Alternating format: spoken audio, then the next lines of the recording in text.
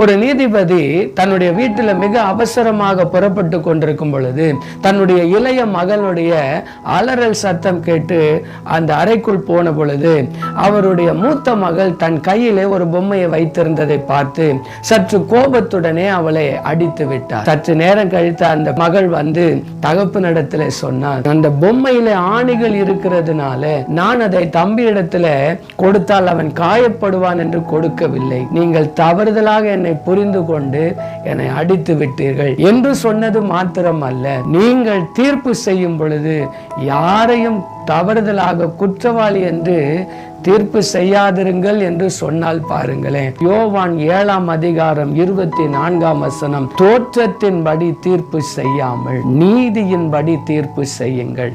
எதையுமே பார்த்த உடனே ஒருவரை தவறாக நீங்கள் தீர்ப்பு செய்து விடாதிருங்கள், அது அவர்களை மிகுந்த காயப்படுத்திவிடும்.